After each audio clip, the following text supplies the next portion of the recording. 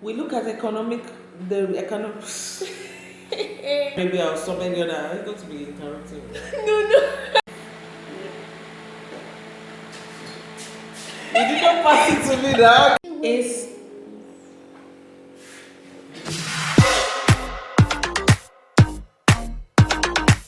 Hello everyone and welcome back to my YouTube channel. If you are new here, you are also welcome. And if you've not subscribed to my channel, please do so now. It's just down below.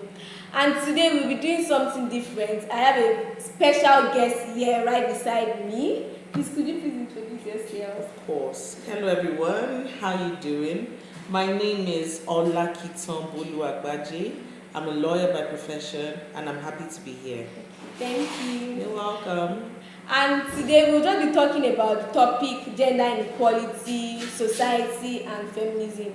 I've heard a lot about feminist and feminism. Please, can you tell us your take? Okay, I can enlighten us about that. Now, feminism is a word that we hear a whole lot in Nigeria here. And when we hear feminism or feminist, or if someone says I'm a feminist, we look at them in a very bad light. Now, the thing is, people do not understand the definition of feminism, and people do not understand the movement of feminists. Now, I'm going to explain what a feminist is.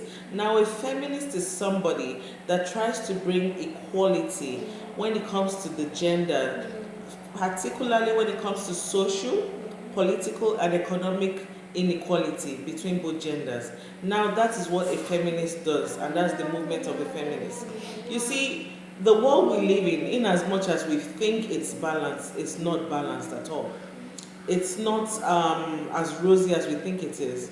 You see, in other countries, and even in our country, in Nigeria as a whole, it's also not, there's no equilibrium, so to speak.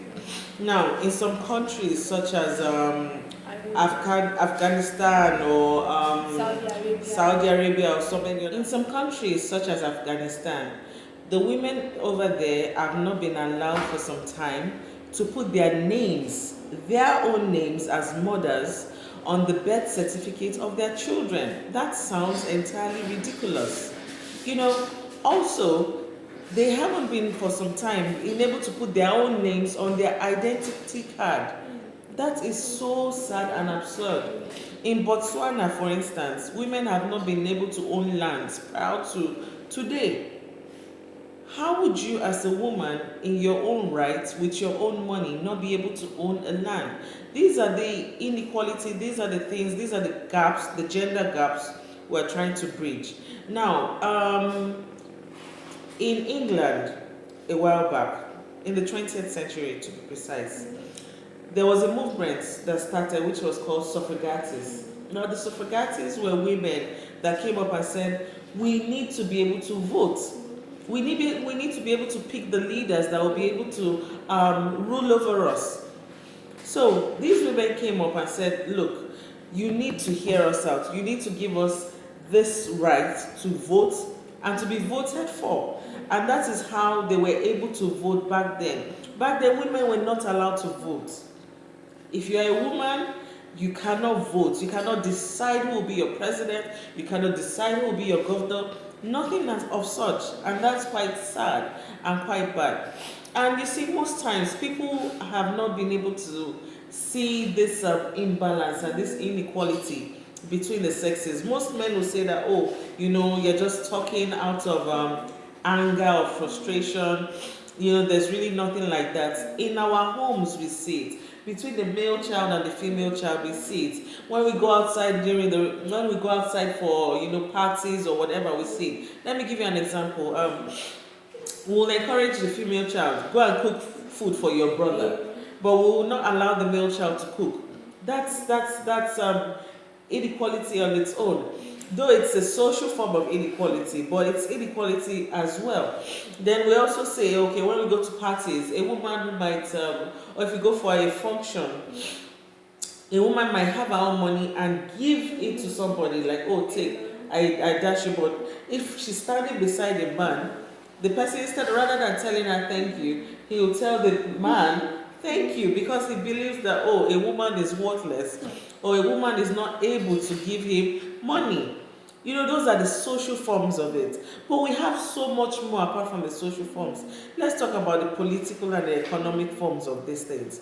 Now, for the political ones, do you know that in our police acts of today, women are not allowed to get pregnant In this country. in this country? Now, if you are a single woman, not married, if you're a single woman working under the force and you get pregnant, you can be dismissed. You can be dismissed. And if you want to even get relisted, you have to get relisted. You have to get the permission of the IGP. And that on its own is discrimination. And you find out that even the kind of jobs that women as police could actually do are limited. You see them taking statements of children and other things. The women that you see progressing are the educated ones. And they don't do the field job. Field job is going outside, when there's unrest or there's a riot, to go with your guns. How many times do you see a woman, a police woman? I'm not talking about SARS, I'm not talking about any other force. I'm talking about the police. How many times do you see a woman in a uniform with her gun during a riot, during an arrest, holding it and saying, don't step here, and trying to manage the situation? You don't see that. Why? Because it's not allowed. The women that progress are not the ones in the field duty. They are the ones behind the desk. They are the educated ones. They are the lawyers. They are the ones with the certificates that progress to become, whatever they can in their own field. Now, it's quite wrong. I would like to read some of the stipulations under their act to you. Please hold on. So under section 121 of the Act, the Police Act, the duties of the female officer are as follows. Investigation of sexual offenses against women and children. Now, note, women and children. Recording of statements from female witnesses and female accused persons and from children. 3. Attendance when women or children are being interviewed by male police officers. Wow. D. The searching, escorting, and guarding of women prisoners in police stations and the escorting of women prisoners to or from police stations. E. School crossing duties. That's why I see most of them as traffic, and they try to manage the traffic and tell children cross the road and all that. Crowd control when women and children are present in any numbers. And that is the provision of section 122 of the Police Act in force, in place today. You see that the roles of women is very limited. You find out that some men even abuse little children. We find out that in the society we are in today, women and children are easily abused, particularly children, underage children. You see men as old as 70 taking an 8-year-old as a wife, when it's stipulated under the law that an underage child cannot get married. Yet we flout these laws, or men flout these laws without even considering all these things, that the child is underage. Now, these are the rights that we're trying to say that, look, give us these rights. We do not want you to take advantage of us in this certain situation, in this particular way. And as a society, you find out that 52% of the population are actually women. So if you are downgrading 52% of the population, how will such an economy or how will such a society grow? Now let's talk about the economy. Very little women are empowered. Very little women are empowered. You see a woman in the workplace, that does the same certain type of work as the man, same capacity, but she's not earning the same salary as the male folk. That is gender inequality. Those are the things the feminist is trying to bring to the forefront and to bring society awareness. It's not a competition as people put it, like, who is the head of the family or whatever. No. It's not all about that. You see, in everything we do, there is order. I believe there's order. For instance, let's take it to the Bible for those that are Christians.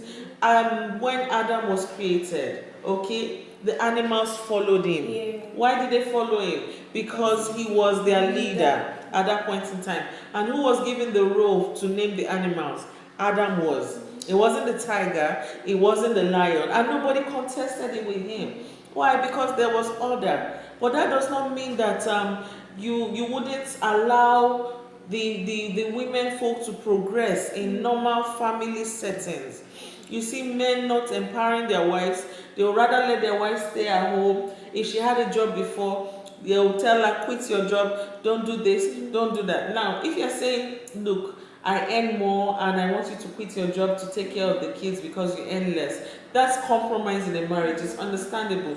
But not when you are trying to dominate. Dominate in the sense that you're trying to oppress someone. And I find it very funny that male folks, husbands and other male folks in general, would gladly oppress a woman, but they would not like it if they go to a foreign land and they are oppressed as male. For example, if you go to maybe some foreign countries that this thing still happens, racism still happens, you see a black man going into a shop and he's looked at in a very downtrodden way, or he's not greeted by the shop attendant, or he's not attended to by the shop attendant.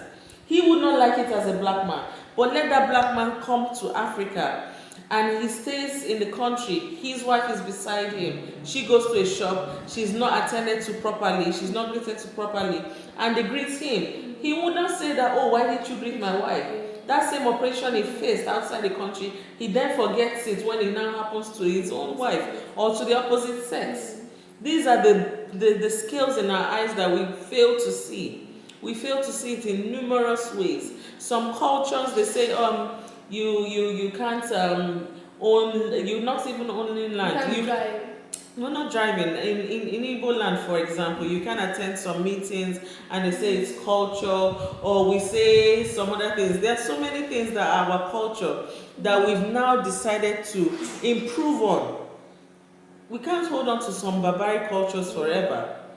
For instance, wasn't a time ago there was killing of twins in Nigeria? Do we still kill twins? No. Wasn't it our culture before? Yes, it was. But now we've decided to move past it. Even some time ago, if we had the Osu, some Igbos don't marry Osu. And now they've looked past all those things. We're looking past and we're incorporating so many things that were not our culture back into the society. Back into the society. Now that's what we need to do. We need to also empower the woman. We need to give her her right in her own place, in her own time. And that is what we need to preach and move forward as our message in Nigeria as a country. It's not about leadership. It's not about anything. You probably have a girl child at home. You probably have a wife at home. How would you like your girl child to be treated? In the way you treat your wife? Is it in the way you treat your wife? We've seen spouses abuse their partners. We've seen them tell their partners, kneel down there in front of their children, especially the female child, and beat their partners, blue, black. That is not right. That is not how to treat your spouse. Though we understand that some people have tempers and all that. And you see, moving past that, when we speak to people, most times we find out that they then tell us that, look, let make women they do everything, make them they do hard work. Look, economically speaking, there are women in the past that have been able to take up roles in the society, economical roles, financial roles in the society. Let's look at Efusheto Adimura back then in the olden days. Let's look at Queen Amina of Zauzau. Look, these are strong women that were empowered. Look at the economic position some women have taken in the past. We look at Queen Amina of Zauzau, Efusheto Aniwura. These were strong women, and many other women that went to the forefront, that led the war, that also were wealthy. They brought in wealth into their communities, into their societies at that time. Now, if we now say that, oh, look, I'm not going to allow my wife to do certain things, or well, she's a woman now, let her do whatever she wants to do. Fine, women are capable of doing things. And you should also know, sometimes I see men say, no, let them carry cement and all that. You need to know there's an equilibrium to things. There are some women that are not strong enough physically to carry those things, to do manual labor. And there are also some women that are physically capable to do those things. In fact, the Mining Act, do you know that under the Mining Act, they don't allow women to become miners? Why? There are some women that are capable of doing these things, and there are some women that are not. Give everybody the equal opportunity to enter into whatever profession they want to enter into without hesitating or disturbing them. That is what we're advocating. That is what we're saying. If you're not saying that, oh, let the women do whatever they want to do, then let them do manual labor, just understand this. Let me bring it to the actual concept of what's happening right now. Now, if we have a disabled person, okay, this is just a scenario. If we have a disabled person that wants to do manual labor, okay, if you want to give a job to a certain person, you may not necessarily consider giving a disabled person. Your first choice may not be a disabled person due to the fact of the disability. However, that disabled person may approach you and say, look, I have the capacity to do that, because disability is not equal. That's the point I'm trying to make. Disability is not equal. There are some people that are disabled that can carry some heavy weights. There are some people in their disability, they cannot. Okay, so that is physical limitation. That's the point I'm trying to make. That's their physical limitation. And as a woman, sometimes some women are physically limited to do some things. And even as a man, it's not all men that can do all things. To every rule, there's an exception. There are some men that cannot carry heavy things. There are some men that can. So those are the things you put into consideration. You don't, make sarcastic remarks that, oh, do this and do that. Those are the things we need to put into consideration at all times. So there are some leaders that have outrightly come out to disrespect their partners, and it shows the values they have for the women folk. Let's try to make better decisions. In fact, as women, when it comes to politics, we may not be able to get equal opportunity as the male folk. If a woman comes out to say she wants to become the president, you see, for the mere fact that she's a woman, she would not be able to get into that position. And you hear men saying something, you hear men saying that maybe fellow women will not vote for her. You see why they will not vote for her. They've been stigmatized. They've been brainwashed over time that a woman should not be in this position, a woman should not be in that position. That's why we need to refocus our energy. We need to reorientate our children that are growing up. Treat the female child equally as the male child. Let the female child know that she is able and capable to get to wherever she wants to get to. Same thing with the male child. When you build them up in that balance, they'll be able to reach wherever they want to reach. But the female folks that you're talking about now, that don't support other female gender, it's because they've been brainwashed over time. They've been brainwashed, they've been told so many things. In fact, some of our grandmothers now, if you tell them that, I want to go for presidency, they'll tell you, no, go to the kitchen and cook. Yes. Not everybody knows how to cook. I know how to cook, but not everyone also likes to cook. Yes. So let's put all those things into perspective and into consideration. Thank you very much, everyone. I really do appreciate you. I hope I've been able to enlighten you about feminism, social equality among the gender. Thank you very much. So thank you so much for joining us. We hope when next we call on you would oblige us. You're welcome. Yeah, thank you. So guys, let us know your opinion in the comments below. Thank you so much guys for watching. And please don't forget to subscribe. Thank you. Bye.